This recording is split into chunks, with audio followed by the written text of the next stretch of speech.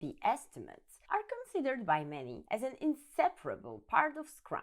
Today, I'm gonna bust that myth along with some curious anti-patterns around the estimates. Recently, a friend asked me how to improve their estimations.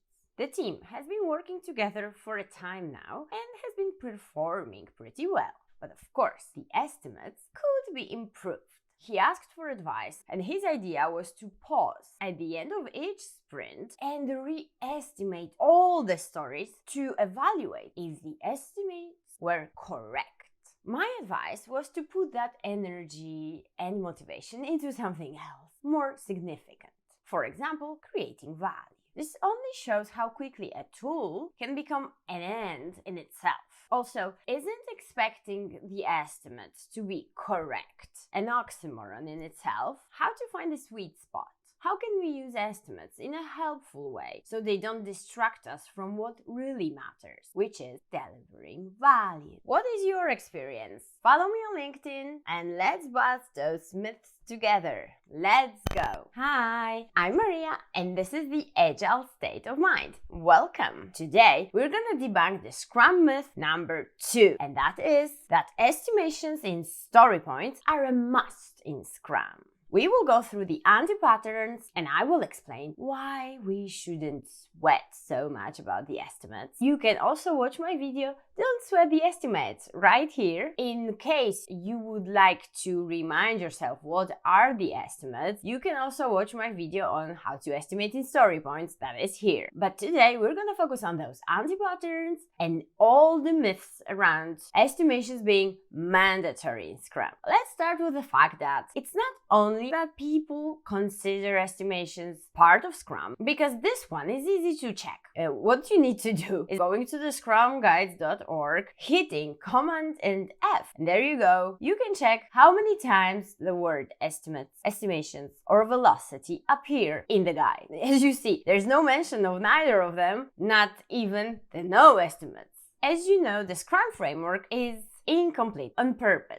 That means that it's up to you whether you're gonna use some tools or practices that come from extreme programming or Kanban. It's up to you. And that's the case of the estimates as well. Having said that, there are some typical questions I get asked around the estimates topic. And for me, those show perfectly how the concept of story points got to be misunderstood completely. Let's see some of them. First of all, we do Scrum, we must estimate in story points. Then we have, what's the translation between story points and time? Shall we estimate bugs?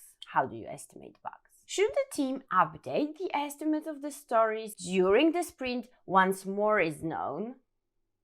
What about the spillover? The stories partly unfinished that go into the next sprint. Shall we re-estimate them with the remaining effort? Should we maybe re-estimate every story after we finish it so we see how much effort we actually spent?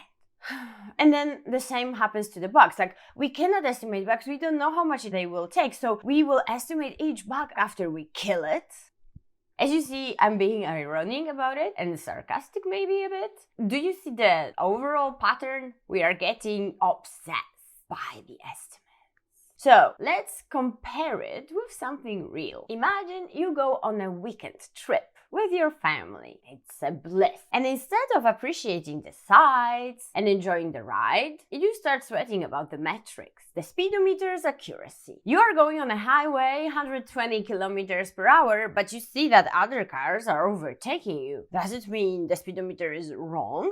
Or maybe you should check with the other drivers. And what about the number of kilometers to the destination? You planned for 200 kilometers and now you see that 200 has passed and you're still not there, not to mention the gas consumption. My favorite questions to ask in such cases is, what's the worst that can happen? Even if you take a wrong turn, and that happens a lot in the stories, that you take a wrong turn and then suddenly you have to go around, what do? You just course correct and you get back on track. track, even if it means making 20 kilometers more than initially planned. Does it matter in the long run if you achieve the goal and arrive at your destination? So in this case, we have 20 kilometers more from 200. It means 10% more. Does it mean that we should plan 10% more in all the stories because that's what happened this time? Can you see how we start obsessing about the metrics as opposed to just enjoy the ride? What was the goal of your trip? Was the goal to arrive at your destination and enjoy yourself because you have a free weekend with your family? Or was the goal to make sure the metrics are perfect? You see what I'm getting at? And now let's move on. Let me tell you what my problem is with this kind of obsessing, overestimating. We get a false sense of confidence and control in an environment that we cannot control. As a result of this confidence, you start committing to delivery dates. And then we know what happens. The hell breaks loose.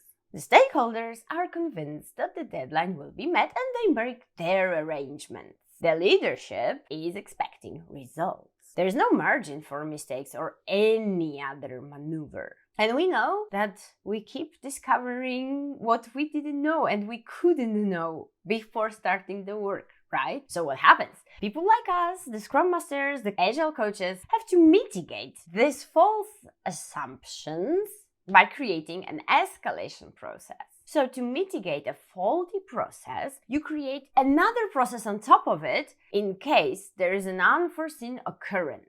And I betcha you will use that escalation process every time you commit to a deadline. It's a patch. It doesn't solve the root cause. And the root cause is that we cannot predict everything about software delivery. We work in a complex environment. Remember? So there are different ways that I would mitigate this. And there are also some alternatives to the estimates themselves. So let's start with the goal. To mitigate that root cause that we cannot predict, we cannot know what will be the precise outcomes and outputs of our work because we start getting to know more and maybe we want to pivot a bit once we see that the solution doesn't meet our expectations. So let's go back to this weekend trip. Did you notice how easy it was to lose sight of the goal of the trip, which was to enjoy yourself and to arrive at the destination? It was so easy to lose sight of the goal. And this happens a lot in the delivery as well. We start focusing on tools, processes, as if they were the goal in themselves, and they are not. The best advice that comes to my mind is to lead by objectives. Use objectives. And I talk about this on the PO Summit, where I talked about product management by objectives. You can watch the video here. What I mean is that the PO brings goals to the team, and each sprint is marked by a sprint goal, which is the most important thing that we should accomplish. That's a goal. It's not a deliverable, okay? The sprint goal, the objective, points the team into the right direction. That's what we need to accomplish by the end of the sprint. And also, there can be OKRs or other objectives that we want to accomplish in the period of a quarter. And this topic, of course, gives for a much bigger conversation. And if you have some time on your hands, I really recommend that you watch my conversation with Paweł Huryn, another Polish person, where we talk about roadmaps. And not the roadmaps as we consider them, with the precise deadlines. He introduces a different concept of a roadmap, and he explains why it is so important not to commit to those deliverables. So if you want to understand the why, check out the conversation with Paweł. So now let's come back a bit to, okay, I'm dissing the estimates a bit in this video, right? So, okay, Maria, what would be the alternative? What do we do instead if you so hate the estimates? First of all, I don't hate estimates, and you can watch my video on estimates and story points or don't sweat estimates, where I explain what is the value of estimation. And that's definitely not the prediction of time. So all the videos I recommend here, you can see them in the description below. Check them out. But meanwhile, let's see what I would do instead. Have you ever used Kanban metrics? The flow metrics. And there you have an alternative to the velocity. Velocity is the number of story points per sprint that the team accomplishes. So in Kanban, what we can do is measure the number of work items in the sprint. Irrelevant whether it's a story, a bug, a task, whatever, you just measure the number of all the items per period, which can be a sprint. I don't suggest you start doing that and you ditch the estimations right here and right now. You can just try it as an additional value, additional metric, and then you see whether you want to use them or not. And I know what you're thinking right now. You're thinking, okay, but those stories and bugs, they are of different size, right? And how do we just use one size that fits all? Yeah. Don't worry about that. It's true, we have different stories of different sizes, and that's true for each sprint. So the average will be okay. Trust me on this one. What happens is, that's precisely what the no estimates movement is about. It's not about never knowing what you put in the sprint, like, oh, today I feel like 20 stories in a sprint. But the next sprint I feel like 120. Why not? No, it's not about that. We still use empiricism, which means we learn from experience of the last sprint. That's why Scrum is really helpful to be able to learn from the past. You basically check, okay, on average, we can accomplish 20, 30 stories, so we plan accordingly.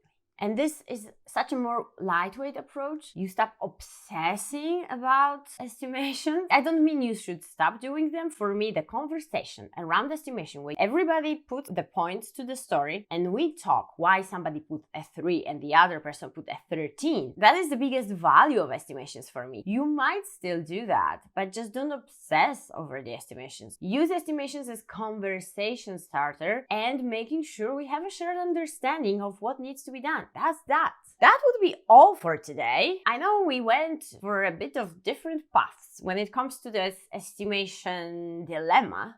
Just to mention once again, I don't hate estimates. I think they provide a lot of value about the shared understanding of the team. They are not required by Scrum. They are not required by any framework, I guess. They are required by a company to control when something will be delivered. And when you see this pattern, you should try and understand how you can go to the root cause. Maybe you need to educate your company about how in complex environment it's difficult to predict what will happen. But we have some mitigation, like the roadmap that Pavel shows, and we can still accomplish goals. Maybe we should move away from commitment to goal accomplishment.